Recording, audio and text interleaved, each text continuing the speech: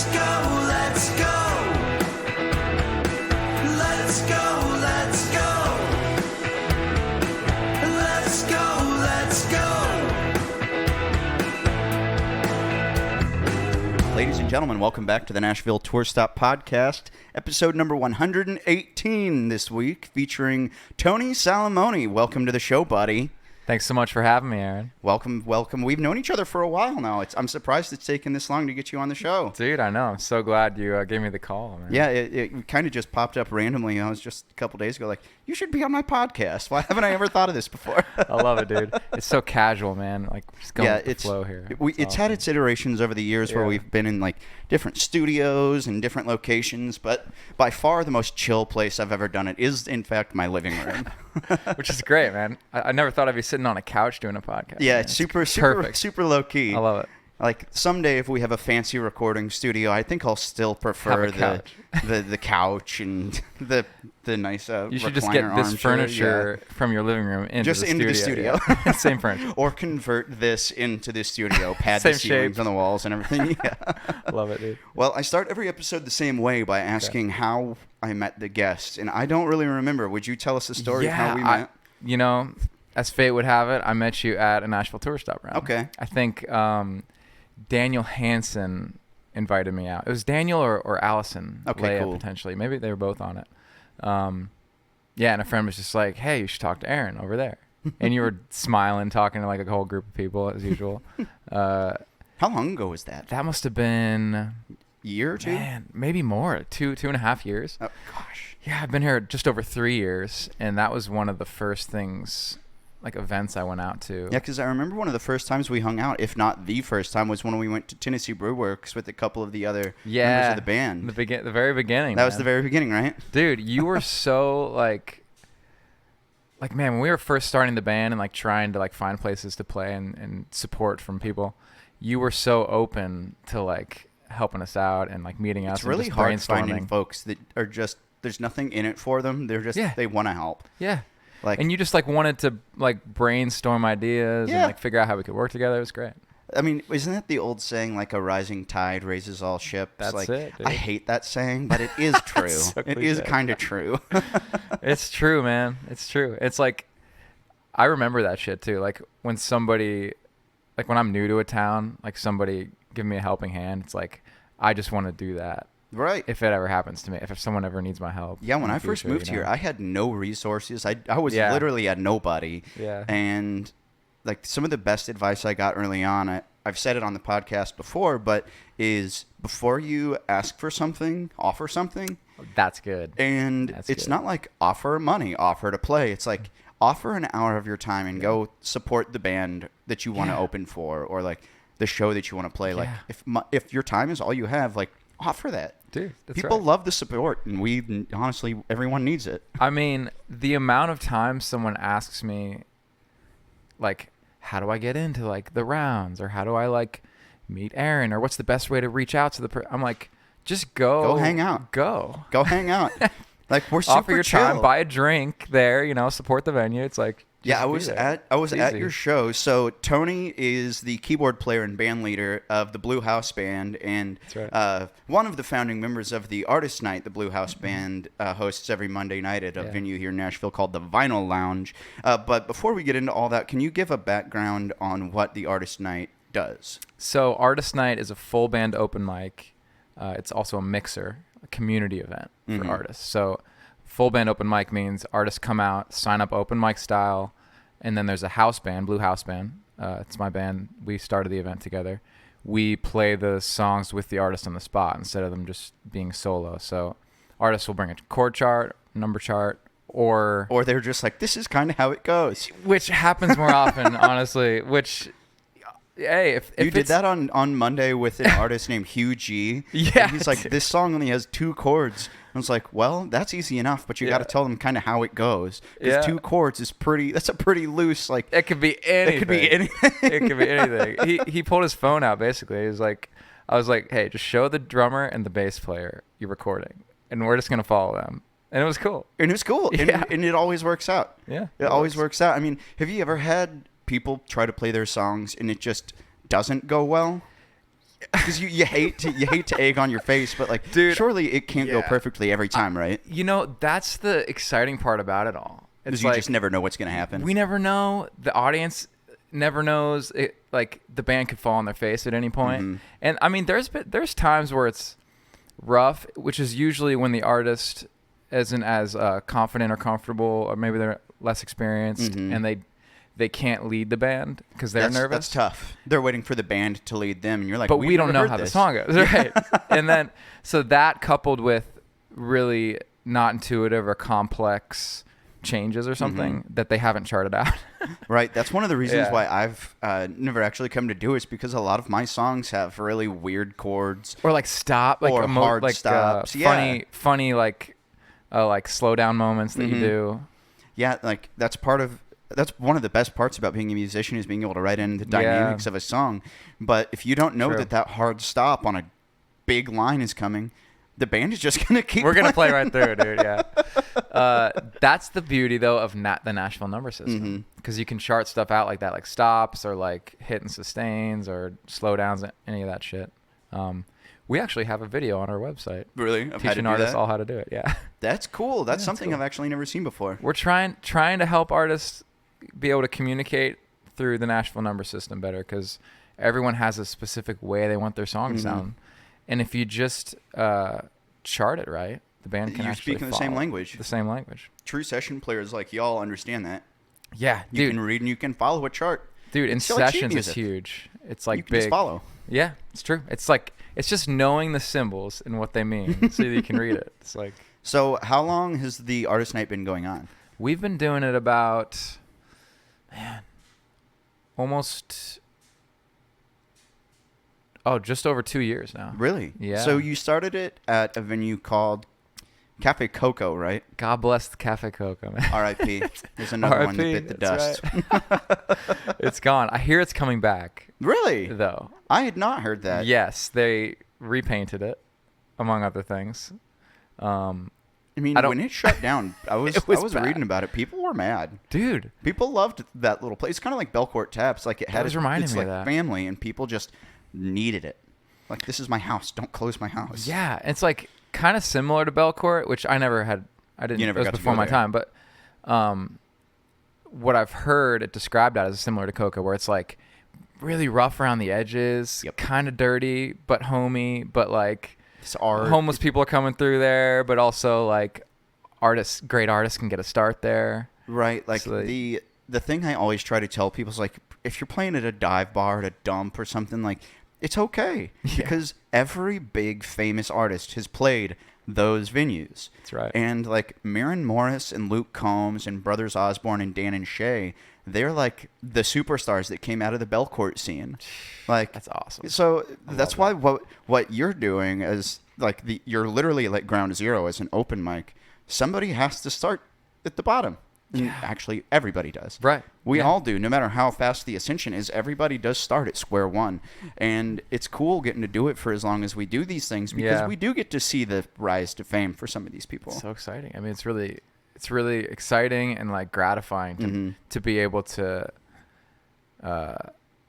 like give artists kind of have an open door. Right. You know, like that's something I appreciated about Cafe Coco, where it was like when I first moved here, it was like right at the end of COVID, and we were looking around for open mics, and there were like not that many. There's really not. There's not that many. I mean, I can think off the top of my head maybe 3 or 4. yeah. And for as big of a music city as Nashville is, it's really not very many. You'd think there'd be a lot. Yeah. I mean, there's more rounds than open mics. Oh my God, yeah, there are. And I know some places have like open rounds, but I haven't heard of that. That's cool. I know some places do open sign up rounds where it's like we have our scheduled rounds, Yeah. and then if you come at the beginning of the night and stay, you can play the last one.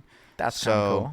cool. The Commodore Grill has done the open round at the end of every show for 20 years or more now. That's a good idea. But that's definitely a format. But the open mic is a little bit more, what's the word I'm looking for? Where it's just a little bit more easygoing. Mm-hmm. Because if you bite the dust on an open mic song, then you're just done and you walk you can off walk off stage. stage. You don't have to sit there. But if you bite the dust on an open round, you got to sit there for an hour. Oh my and keep God. playing. Yeah. Yeah, so let's talk about you getting into town. Where did you live before you moved to Nashville? You moved here? So I'm originally from Columbus, Ohio. Okay. Specifically Dublin, Ohio, which is like just north of Columbus. Our last week's episode with Adam Paddock was he's from Columbus as well. That's right. I haven't actually met him yet, but I've seen him around. Dude. Cool. Yeah, if you haven't listened to that episode yet, go listen to it now. I'll check it out. Heck yeah. No, I gotta connect with him, man. Yeah, Ohio represent. Ohio represent. He told me there's a good scene up there. A good music scene. Yeah, it's growing rapidly too. There's this band 21 Pilots that is massive now. Just this local band. This local band. But I saw them at a open for a local Columbus band called House of Heroes. They were the opening act. Really? Yeah, the very like way back, like when I was in high school. They went to a high school like 5 minutes like east of me, and blew the headliner out of the water. I've just been following them ever since. But it's a good music scene up there. That's cool, and it like we were just saying, it's cool getting to see the people before they're huge. Mm-hmm. Because you do kind of have that like sense of pride. You're like, I knew them. Right. I saw them. Which is the other cool thing about even just attending rounds and like stuff like Artist Night in town is you get to see artists. You get to have your finger on the pulse of like literally sometimes who's going to be the next superstar. Yeah, and so true. I mean, everyone out there listening, everyone wants to know who's going to be the next huge artist. Right. And people like you and I who do this every day, we do get that behind the scenes. We get to look behind the curtain to see actually what's going to happen. Yeah, totally. I mean, I've definitely guessed wrong a few times. I was like, oh, I didn't like that person's music, and next thing I know, they're on Jimmy Kimmel. I'm like, oh crap. Yep. You're like, wow, I had it wrong. Or you see the other way where it's like this person is going places. They're so talented, but then they don't have the drive, the organization, or the luck sometimes, or the luck even. Which that's one of the hard parts about like growing up. Like I turned 30 last year, and the reality of like being a grown up has set in the last 5 years. Yeah. Because when I was 23 and I moved here, I was just bright eyed. Everything's gonna be awesome. And then I had to buy my own health insurance. And I was like, ah, crap. That's expensive. This is not going to be as awesome as I thought it was going to be. Totally, dude. So why did you choose Nashville? So I grew up in Columbus. I chose Nashville because I went to MTSU. Okay. I got a music business degree at MTSU. What year did you start there? I started in 2011. Okay, gotcha. Finished. I think I took 4.5 years. I finished my last.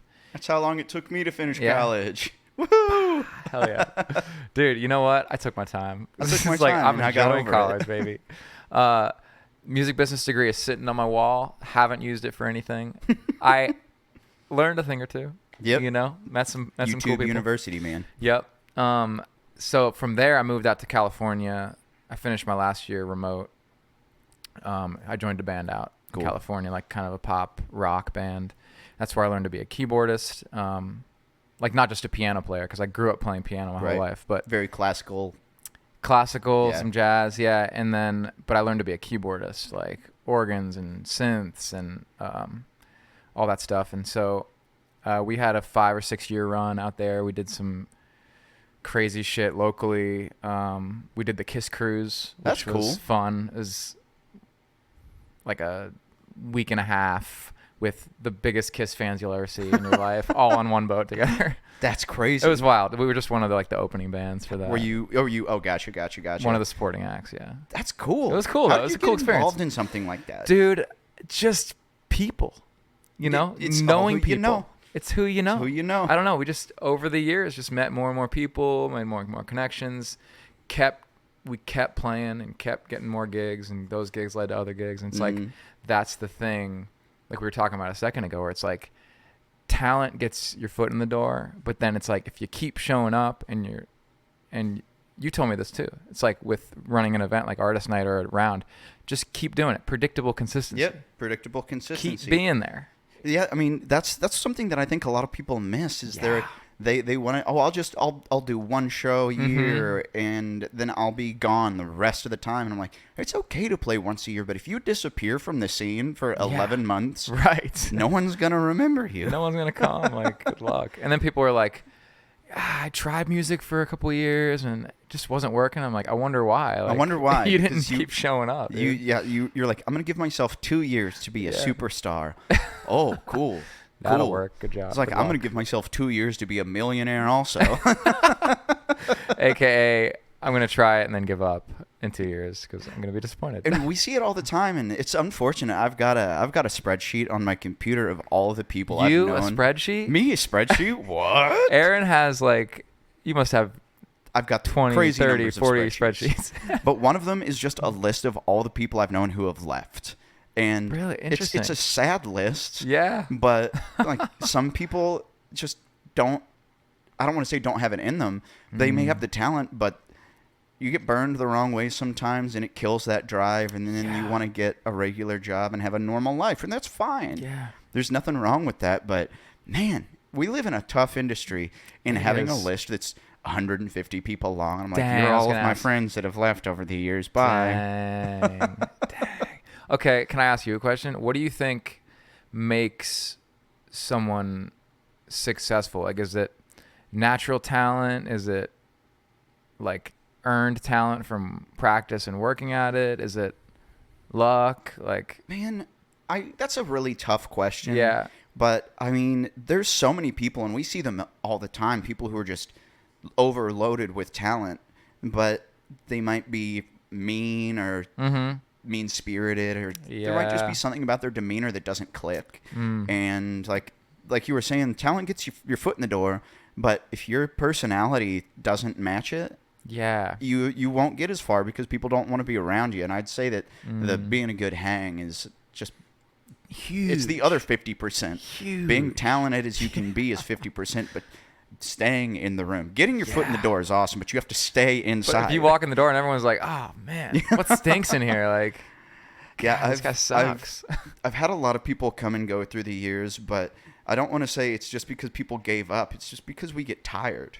And it's hard to keep running, and like it feels like we're on a hamster wheel sometimes because like in theory like we're going nowhere, but every time you get a new follower or a new fan or somebody cool comes through the show, it's that one tiny step that takes you one step forward or one step higher. Like that's what we have to look for. Right. 1,000 little steps rather than 5 big ones. Totally. And like when I think, it was just over 3 years ago when I first moved here, I heard of Nashville Tour Stop almost immediately.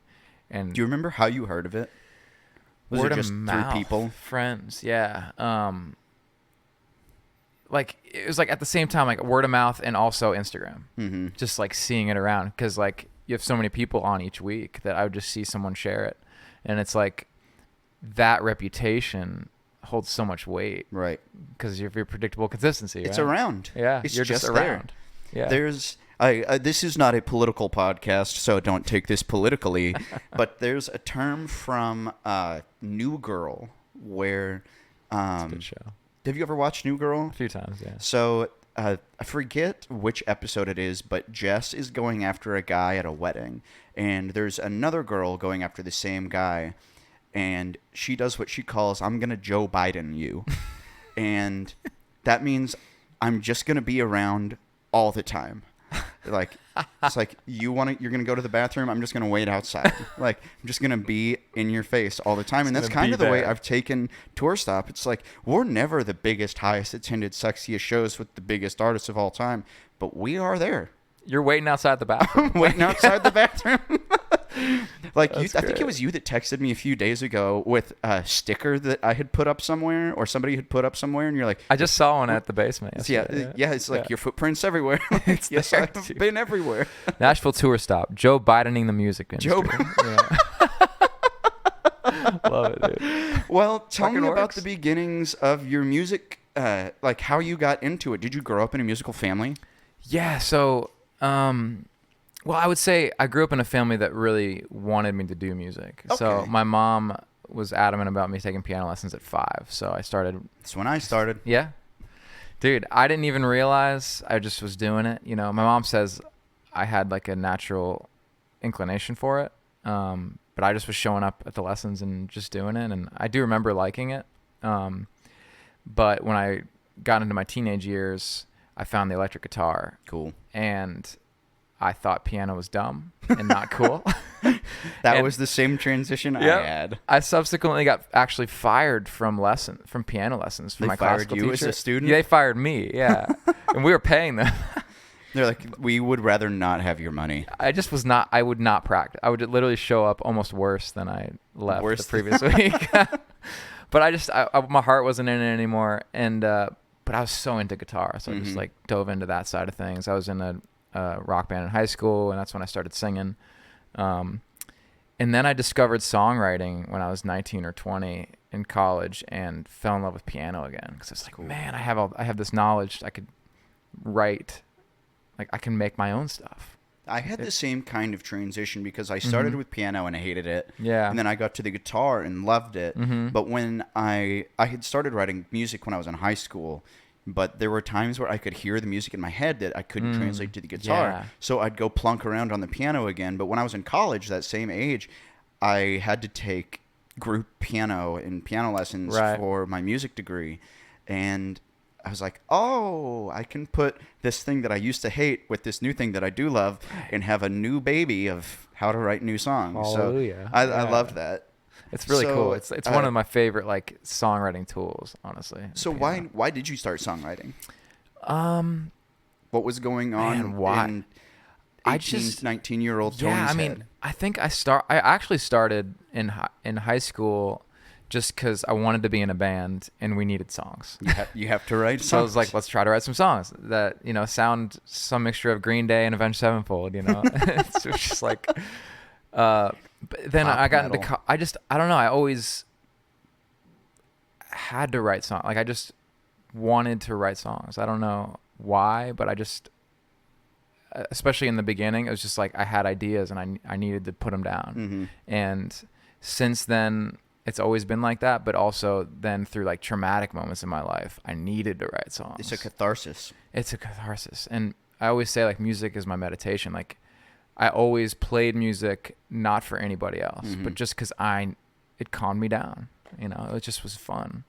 I love when you fall into the it's like I say sports people, like athletes, like they're in the zone when they're really focused on something. And when it's nice, like I'll sit in this chair with my legs slung over the side and I'll just play like this. And then an hour and a half goes by and you're like, where have I been? What happened? Yeah.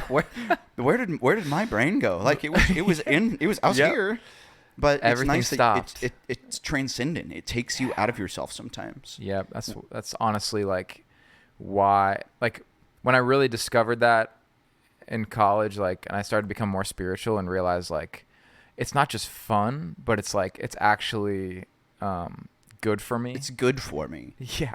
It's like eating vegetables and fruits. Like also this other thing that makes me not depressed. Right. Like Dude, it's literally seriously. good for my body. Yeah. Like the soul food or whatever.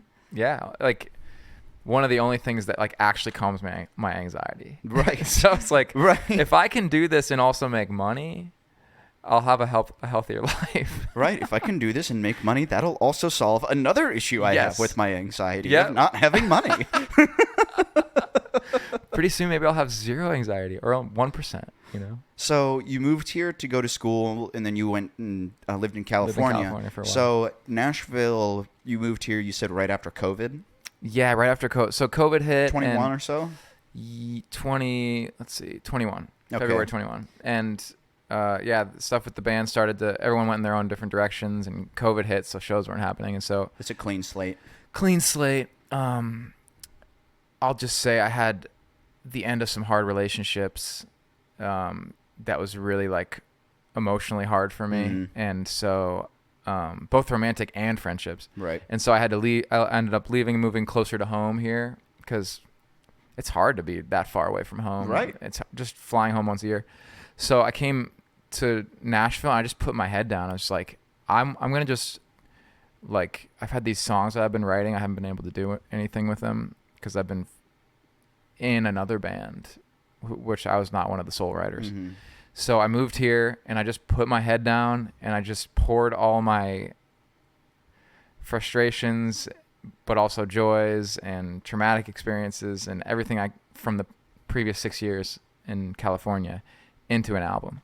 That's cool. And I just spent 6 months. Honestly, the first 5 or 6 months, I didn't go out much. I didn't put myself out there. I didn't either. Yeah, I just kind of like got grounded. I was kind of cleaning the slate Yeah. from Missouri, and I needed a break. Yeah. Because I had such a terrible time in college. Really? I had to work full time. I worked like 80 hours a week. I worked 2 full-time jobs, and like I barely graduated, and Yeah. I didn't want to keep doing that life. And I knew that I wanted to be in music, and I wanted to play music. So when I got here, it's like, all right, let's emotionally come down for a minute. Dude, same. I mean, I'm supercharged from being sad up in Missouri. You know, I'm supercharged on being excited in Nashville, and that's 2 really dramatic feelings. I was like, I gotta calm the hell down. Find the middle. I gotta go outside without being like, is it gonna rain the moment I step outside? Are people gonna hate me if I start playing shows? Probably and yeah. probably not. Exactly. No, man, I relate so much to that. It's a nice place we live, and it has changed a lot since I've lived here. Okay. Which, so 7 or 8 years? 7 you've been years here? now. Okay. 7 years now. So in your 3 years you've been here, 3.5 years, what have you seen change, or how have you noticed the community change? I will say something that has changed is just more people. Like I just noticed so many people coming through, one. and I'm sure there was continual influx of people like before I got here too. But it's like it's just getting more and more crowded All the time. all the time. Which, you know, I get it because I'm one of those people that crowded it. You know, I moved here for music. Every time I meet a local, I apologize. I'm like, I'm sorry for being part of the crowd here. Sorry for ruining the peace you once had here. Yeah, sorry for wrecking your town. Like, that's a big thing I've noticed. I've noticed. It's hard to say because I've only been here a few years, but I've noticed some venues had a hard time, and I've seen a good amount of venues like shut down or at least rebrand and start over. But from the start, it was really easy to find like supportive community, which is crazy to me because that's not existed anywhere else. not like that in California. It's not like that in New York. It's not where in my Missouri. family's from, Missouri. Yeah, I mean, as far as I know, in Columbus, it's not like this. I mean, like, how many towns can you go to and possibly know somebody in almost any place you go? Like, it's weird. Yeah. And it's awesome. Yeah. It's a little overwhelming sometimes. Yeah. Because you being the front man quote, quote, the band leader of the Blue House Band, and me being Tour Stop, like, we're not celebrities. I call myself a D- celebrity. Yeah, I just barely didn't fail. But, like, we can go places, and it's your friends nice are there. knowing Yeah. people, but there are times when I want to be alone. Yeah. And because we interact with so many people just doing what we do, there's a chance someone's just going to pop in and want to talk business. Right. I'm like, I'm reading right now. Yeah, and then the paparazzi is there, and they always want photos. You know, Oh and my God, people want Tony, your over autograph. here. It's like I can only give out so many autographs every night. Like, So how did the Blue House Band get started? so Did you know any of these guys before you moved no, here? No, it's cool. It's really cool. You know, I definitely am a spiritual person in the sense of like I feel like big important things in your life just crash into your life, and you could call it luck, but I think it's more like purposeful. It's supposed to happen, and that's how I felt about the guys. Like I said, I was working on my album for like good 6 months when I moved here, and I finally decided I want to put myself out there because I want to meet some other musicians. And the first open jam I went to was at Cafe Coco. Cool. And there were not many people there, but there were 3 other guys in particular: Alex Banyata, the guitar player, Nathan Mall, the bass player, and then Alex Skyro, who was in the early stages of Blue House Band. The 3 of them were there, and they got up and played like Superstition, no drummer, just 2 guitars and a bass player, which is kind of a weird arrangement, and just blew me away. I was like, cool. Who are these guys? And then we just had a great time jamming all night, and I met Alex afterwards, and we were chatting. He invited me to do a jam, and at the original Blue House, which was the first house that Alex. I was going to ask how the band got its name. So it was barely blue. It was like gray blue, but honestly, little side tangent. The way we came up with the name was we're like, man, we need a name that's like the something something band, like Bruce Springsteen and the E Street Band, you know, or like something something in the Blue House Band. I think Alex said it, and I was like, wait, That's got a good. That's kind of cool. We want to be like a house band for people. We play like blues and soul. Anyway, I went over to the Blue House for a jam, and I met Trey. Cool. And Trey is the drummer. Trey's right? the drummer. Yeah, Trey Paluga. Goodfoot, we call him. Good dude. And we just jammed, and it just clicked, man. I mean, we all just we just played for a few hours, and we're like, man, like, you want to jam again next week? And we're like, yeah, let's do it. Let's do it. And so what ended up happening was we would meet people out at events, and we'd invite them to this weekly jam we had at the house. But Alex and Trey lived there, and so what would start to happen is, like, one week if they didn't like want to have a jam because they were busy, people would just show up. And be like, hey, we're here for the jam. And Alex is like, my family's here. Like, what? Who are you? And so we're like, we need a night where we can invite people we meet out to. We can kind of do an open jam, meet people, hang out. And so we started doing that at Cafe Coco. They took a chance on us. We quickly realized we didn't want to do an open jam because it can go off the rails. It can. You know, who knows who's going to come in. And there's a lot of great musicians in this town, but also like, there's also a lot of really bad ones. Yeah. And who wants to hang around a jam that sounds like shit? And Nobody. There's 4 guitar players. Nobody wants to. So we're like, maybe I had seen Pitch Meeting out here, and credit to them for what they do because it's really awesome. And I went and I got to sign up and play with them. They do like a full band open mic for anyone that doesn't know. And I was like, man, we could do something like that. So we're like, let's keep the band on stage. The band that has chemistry is going to make anything sound good. Nothing's going to train wreck, so that there can be entertainment value for people even if they don't sign up. Like, it's going to sound at least okay. And then let's support artists. Right. They can bring they could bring a guitar player if they want. They could bring horn players. 2 to 3 people could come up, but the band stays. And then we just started. Man, it made us better musicians. I'll say that. You have to. You have to get better. You have to be sharp, dude.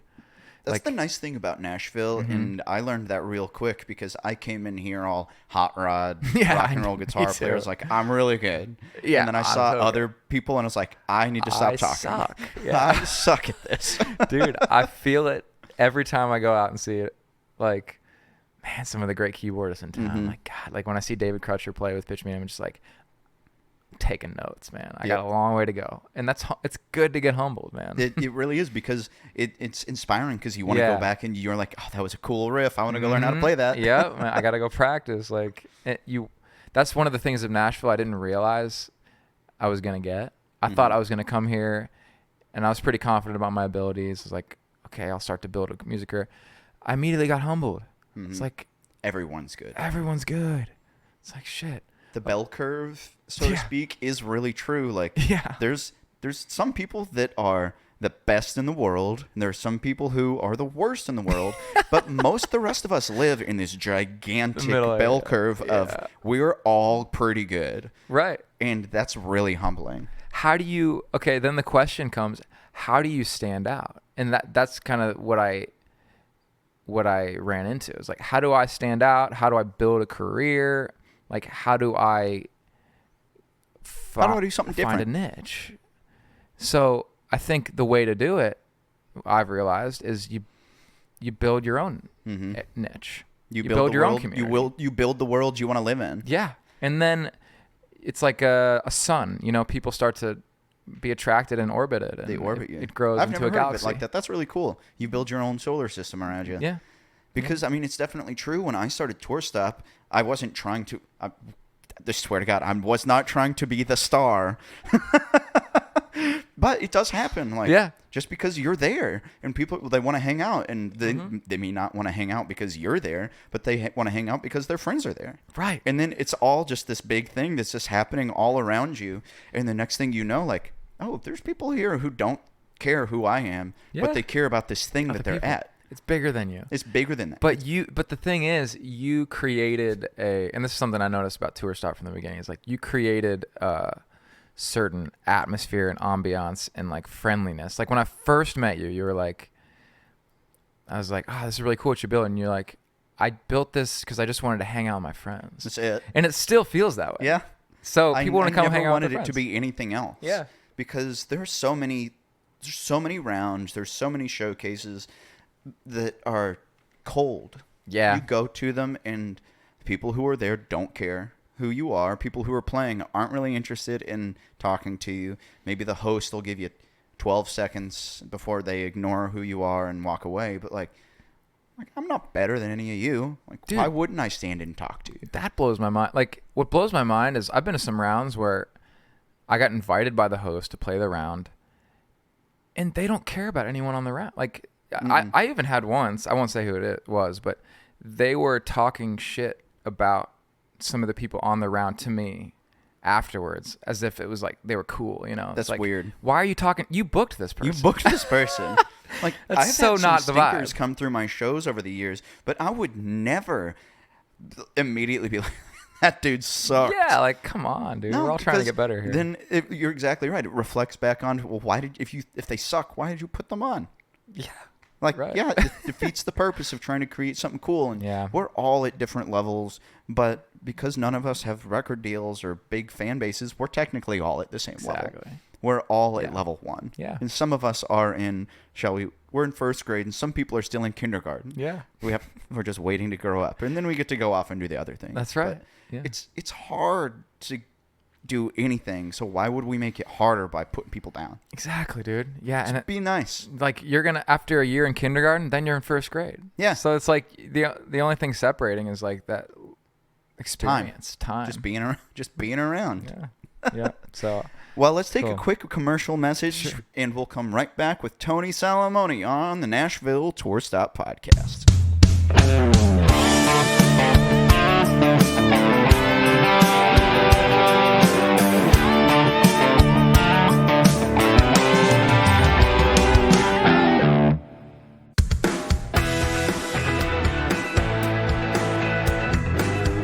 And we're back with the Nashville Tour Stop podcast featuring Tony Salomone. Ow! Ow! Featuring Tony Salomone, the guy behind the Blue House Band, one of the members. I don't want to say the man behind the curtain. You're all equal. You're part of the thing. yeah, that's right. So you're an artist in your own right, though. We've talked right. a little bit about that, but a few weeks ago you actually put out a full-length album, your first Full-length one. album. That's right. Yep. Yeah. So that's the called album. Dreams. That came out on May 24th, but you've done several singles leading up to it. So what's the whole process been like from the first single up to finally putting out the whole album? So the way I decided to do the album, I met at one point this artist. He was the guy that did the Imagine Dragons artwork.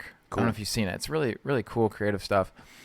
He had this gallery in San Diego. We went to the gallery. I asked him, like, how did you like work on all this art all at once? Like, do you finish one at a time? Do you like do little bits here and there? He's like, I finish them all together. Mm-hmm. Like, I'll jump over here and do a little bit. Then I'll jump over here and do a little bit. And they inform each other. And like that really stuck with me. So like I wanted to do the album that way. So I just worked on, it was actually 12 songs kind of here and there, and finished them all like relatively together. 2 of them I decided not to release. Cause Been there. Yeah. But the 10 songs that I released, I decided I wanted to finish them all and then strategically release it so I could have releases over the course of a year. Okay. So the first single came out in April, Free, and then I did like every 8 weeks, skipping December and January because don't release in December and January. Did you play all the instruments on it, or did you hire session players, or did members of the Blue House Band play on any of it? Most of it I recorded before I met the guys. Okay. So I did it all in my room. And when I met Trey, the drummer, I had him track on a few of the songs. Like I had like programmed out the drums, but it's so much better with a real Having drummer. a real live Oh my kit God. makes all the difference. Yeah, but I was able to write the parts. He added some really cool stuff too. And then a couple of songs I had Alex Banyata and Alex Skyro on guitar, add stuff here and there. I think Nate was on one time. I had some horn players come in. But most of it I did by myself, which takes longer, but also It's cheaper. it's cheaper, dude. And I'm so picky. Mm-hmm. So I could take as long as I wanted. Yep. To make sure it was exactly right. When I've put out music, I have recorded almost every instrument Mm-hmm. every time because I want that guitar solo to be perfect. Exactly right. And that's why I track, especially my guitar solos and stuff. Mhm. I track those here in my living room. I've done them Yeah. in my old like bedrooms and stuff. And I'll play DI and I'll model the amp and everything Yeah. because I want it to be exactly note for note what I hear. And if I'm paying for session time to do 200 takes, Right. I'm going to go broke. Yeah, right. Like the last thing I want is someone looking over my shoulder at their watch. Yeah, like, because they're bored. Just click and record. Yeah, like I'll just do it in my room. So Yep. I'll let anyone breathing down my neck. Yep, I will not bother anybody. I'm a believer in that. And in the modern age, we can do that because we have the technology. So it's like I like taking advantage of that. And I think people talk about sync a lot, and like I think what makes something good for like sync or like maybe more in the pop realm, I think is really intentional production.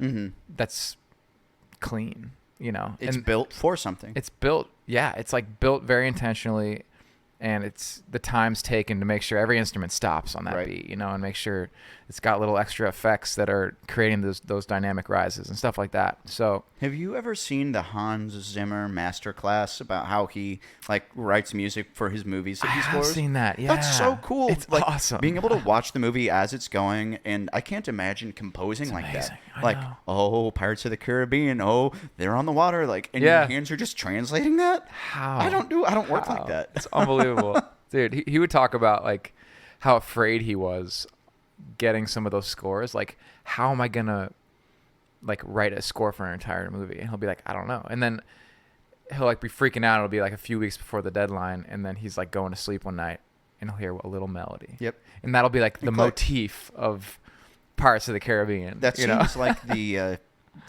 I don't want to say the method, but like something that happens to a lot of creatives is we're blocked for ages, and then it's like a musical release, and you're like, all right, here's 8 songs. Yeah. Just all of a sudden, there Yep. goes. Just bam. The dam opened up. This comes to you. Yeah. It's hard being put onto a timeline like that, but Yeah. I do find myself when I'm on a like, oh, shoot, I gotta leave my house in an hour. That's when my brain's like, oh, we have ideas now. Right, I know. And then you're like, I guess I'm not going to take a shower before I leave. I'm going to Yeah. work on the song I did really quick. You're like, damn it, I'm in the shower. I can't write this down Yeah, right now. right. I got to remember all these lyrics that are coming Sing in my it over head. and Dude, it's weird when it comes to you. I'm trying to find a balance of like, I heard this quote once. It was like, inspiration finds you working. And that stuck out to me because I used to think it was just the magic part of it, which half of it is, where it's like it just comes to you and you got to wait for it. But the other half is like, you got to get good at working the muscle You've too. got to work the muscles so it'll come to because you when you're doing you it. never know when inspiration is going to strike, and if your muscles are tight and you're not ready to work like Then you that, can't, like, translate You can it. miss Yeah. the moment. So true. And that happens all the time. Yeah. So do you write with the band now, or are you still you still try to write your own music on your own time? I really love the method of like I write most stuff on my own. Okay. And then I'll bring it to the band. I'll do like a little production demo. So I can show them kind of what I'm thinking, and then they'll They'll add their own flair. and That's make cool. it right. But one of my favorite songwriters in town is Alex Bagnato. Name drop. Yeah. Good guitar player, good songwriter. Oh, he's such a great songwriter and producer, and an engineer too. And conveniently, another one of my favorite songwriters in town is Kara Frazier. Kara's the bomb. Kara's the bomb. She's got so much soul, and we're just on the same page. Like the three of us are on the same page. So whenever I co-write with either of them, or we've done some trio writes, Cool. they just get it. But when I'm writing for Tony Salomone, I like to do it solo That's cool. for some reason. I've had a tough time co-writing occasionally because Mhm. it's really, really hard to come. Like, it's like showing up for work. Yeah. All right, it starts at 1:00 and work starts now, and let's go. Yeah. And that's not how my process works, and I Same. did that for so long, and I feel like I got a lot of really robotic music. Yeah. This sounds like Mad Libs. Right. Because at a certain point, you're just writing to write Yeah. instead of, and that is keeping the muscles loose, but I don't like to work like that, so I try to just play or I'll write lyrics down. But when the moment of like true inspiration comes and we're gonna flesh out the song, that way it's ready. Yeah. Instead of trying to write music that I'm never, ever, ever going to think about again. Exactly, dude. It's like sometimes like a lot of the songs I write, like that I'm like, this is a work of art that I want to release under my name. It's like at 2 a.m. Yeah. Or something weird. It's like I get really inspired right before or like when I wake up in the middle of the night or something, where it's like it's not going to come through on a co-write necessarily. Nope. And I keep a notepad by my bed because I get those ideas in the middle of the night, and I've had plenty of times where it's like, I'll remember that in the morning. No, I won't. It's gone. It's gone forever. No, I won't. Have you ever like dreamed an idea, or like you wake up and it's like right there? I actually dreamt full songs, and then I've written out as much of the lyrics as I can remember, or I'll try to like notate out a melody or something. But I've actually had quite a few of those. Nothing that I have ever been like, oh, this is my best work, but I've definitely integrated some of those things into my better music. Yeah. So it's amazing. And you're not going to find that at 1 o'clock on a Tuesday afternoon because we're awake. We're doing stuff. Yeah, dude. Your brain's going to inform you of what you actually are thinking when you're asleep. I think I have like a bittersweet feeling towards co-writing because of that. And like, I feel like in a lot of co-writes I've stepped into, which co-writes are huge in Nashville. It's like huge. It's like getting coffee with someone you meet for the first time. It's like, let's co-write. And a lot of people, and I've made this mistake too, I feel like want to contrive a story or like write. It's like, what should we write about? Like, oh, maybe this type of story could be fun to write about. Or you're like looking on Rhyme Zone for rhyme. It's like, I've never written a good song that way. No. I've only written a good song based on like a real deep experience that I've had, usually sad or traumatic, even if the music is happy. Right. You know? It's based on a real emotion, and real emotion doesn't come from rhymezone.com. Yeah.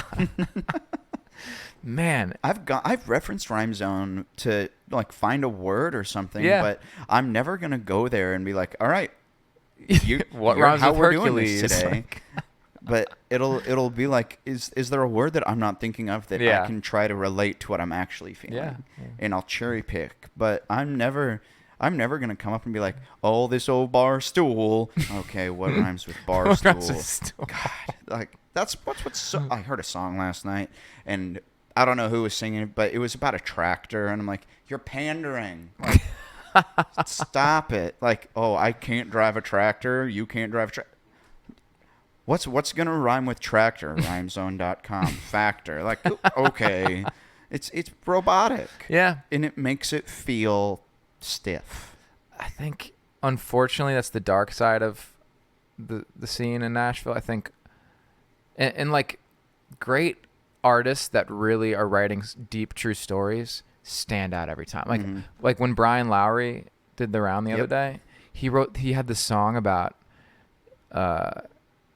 he's been trying to have a daughter or son for like 9 years with his wife, and they finally are pregnant. Yeah, and like this super emotional song, like, and he was choking up about it, and the crowd was, applauding after the first chorus hook.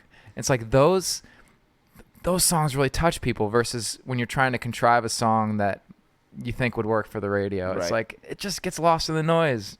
Right. It's a waste of money. People can hear the authenticity when it's not coming out of your butt, so to speak. Yeah. They can hear it when you're like, oh, he probably said that to his wife or something, and then translated what he said into the line. Yeah. Like, that's awesome. Yeah. And that kind of organic lyric writing that just happens from talking doesn't happen when you go to Rhyme Zone. It's so true, dude. So like that concept I tried to put into every single song on the album, because whenever I would write just something that I thought sounded cool, it would feel like bullshit. And so I was like, okay, what am I actually trying to say here? Like, what can I say something more honest? Am I actually feeling angry, or am I actually sad that friendship ended? Am I mad at that person? It's like, shit, I'm actually mad at me. So much of the songwriting that I do, I'll do a lot in like my notes app on my phone anymore on my computer, but I'll have like the form structure of the song, but then at the bottom I'll just have like checkpoints of like what am I feeling? That's cool. I'll like journal a little bit as I'm writing the song, because yeah. you do find like those 2 or 3 words, you're like, oh, okay, so I do that that's too, how I feel. Yeah, That's really how I feel, and then I can find the correct word to put in there, and that doesn't happen when you're being a robot. Yeah, you have to feel it out. So you have to really be comfortable. So like, not that co-writes can't work, but like, you gotta be really comfortable with the person, or at least both be on the same page of like, we're about to go deep into some real shit here. Right. Like, let's get into it. I can't do that with a new person at 1 o'clock on a Tuesday. All right, let me tell you about the most traumatic You almost shouldn't. Like, things I've. So we're gonna go right into the deep end. So instead of asking like, oh, where are you from? Like, do you have brothers or sisters? Tell me like, about your deepest trauma. Tell me about the first time a woman broke your heart, and how many days did you cry in a row? Well, get into it. Be honest, dude. I haven't even finished my coffee yet. Yeah, let's chill. Yep, you're like, well, the caffeine hasn't even hit my heart yet, but we're gonna get in there. But it's cool. I will say, some of my favorite songs I've written in co-writes that it wouldn't have existed otherwise. So it's like, but also some of the most true lyrics I've ever written were alone. Yep. So I got to do both. It's good to be able to do both. And because of how important co-writing is in Nashville, it is a muscle that you need to be able to exercise. Yeah. Because you don't want to be unprepared for a co-write and have, God forbid, someone really big say, hey, I like your music, I would like to write with you, and have to go and be unprepared and not show up. Yeah. You don't want that. Dude, I'm a big proponent of, and some people agree or disagree with this, with showing up to a co-write with at least one like solid idea. Whether it's at least a progression, but usually for me it's like a progression, a melody, and like start of a lyric idea. Even if it's just a verse flowing into a chorus, an A section and a B section. Because, like, even if we don't use it, it at least gets the wheels turning, man. And sometimes you do use it. I have found my position in a co-write is generally not being a melody person. I have always been more of a chords and, like, ideas person. Yeah. And cool. Finding your place in a co-write's important, too. Yeah. So that you know... One, who you work with better, people who are lyricists or people who are the vocalists who will write the really cool melody. Like Kara's probably a spectacular melody writer. And lyrics, yeah. That's why I would write with someone like that, because I'm not a great melody writer. And you can build upon each other's strengths that way. Yeah. You can't do that when you're just by yourself. So it is good to be able to do both.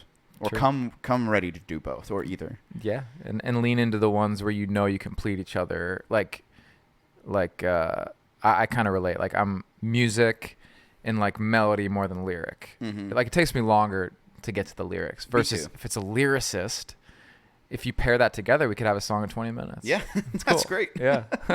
So for people who have never heard your music, what would you describe the vibe of Dreams as? What's the genre? What's the flavor? I've been calling it alt rock pop. Okay. I'll just say some of the artists I love that sonically inspired it: 21 Pilots, Muse, Green Day, The Beatles, Queen.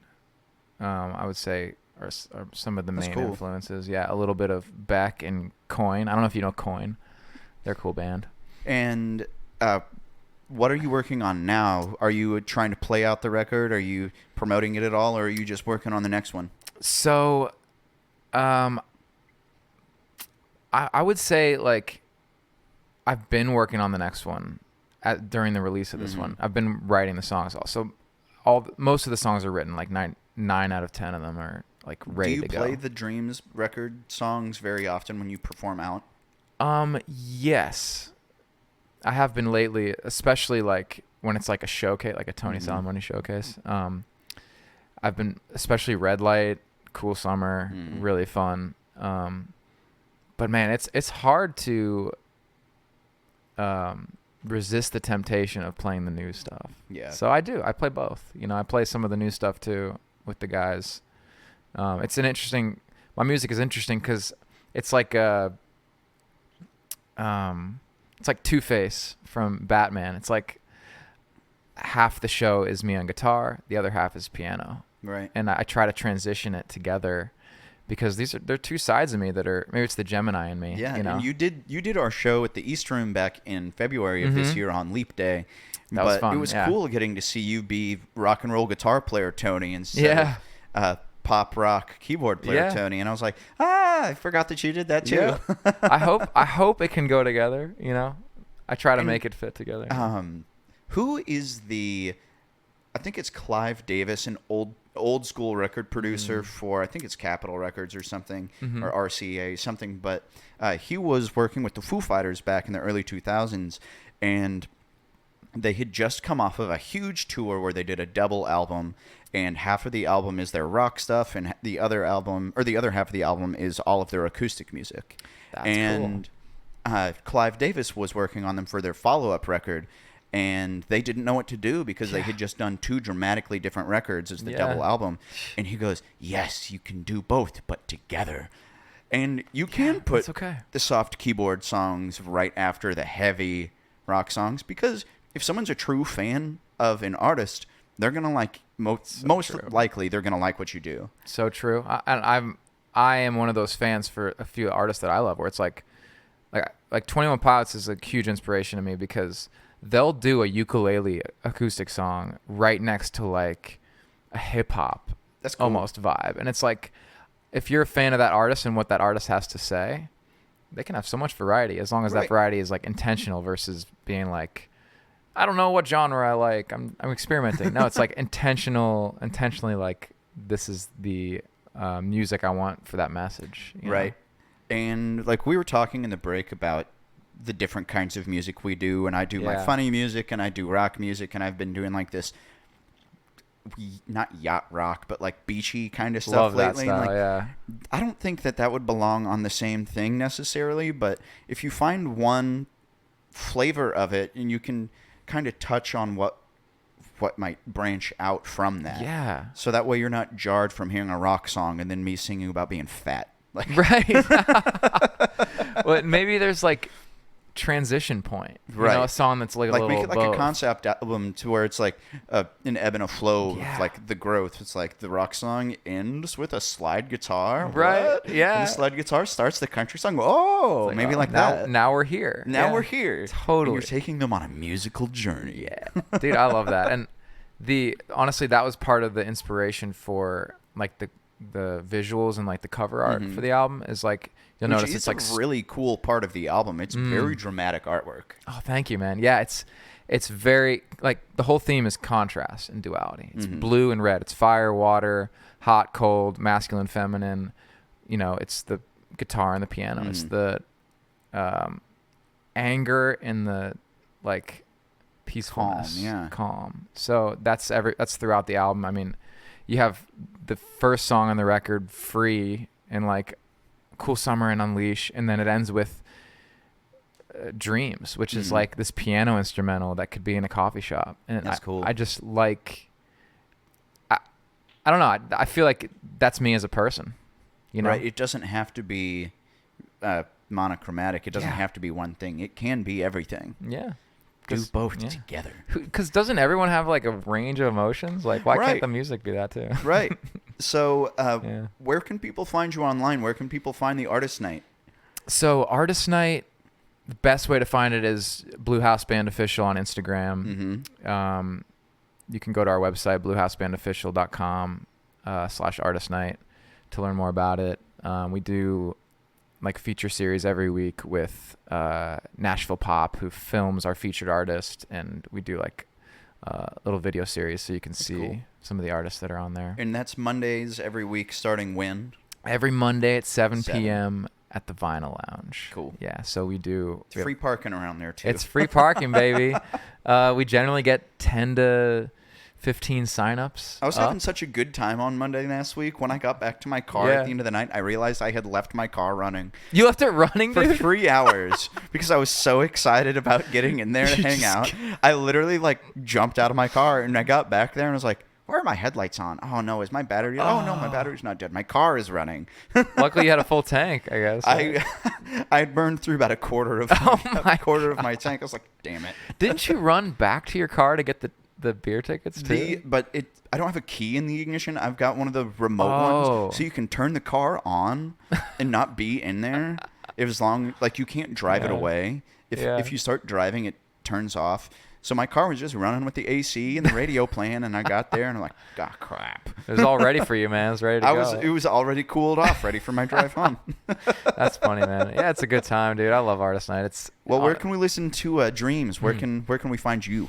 Yeah, if you just search Tony Salomone on Spotify, it's TonySalomone on Spotify, Apple Music. Yep, we'll have that linked in the episode description as well, so you can follow him on your social medias and stream his new record called Dreams. That's right. Stream it on Tidal because they pay artists more than Spotify.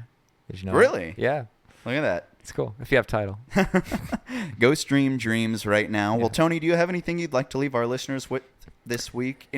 Anything at all? You know, I do want to say one thing that I've learned, which is give more than you take. I think as far as like if you're an artist in the industry that's trying to build a career or build a community or just get a leg up, get more shows, like make yourself available, go to shows, like support other artists,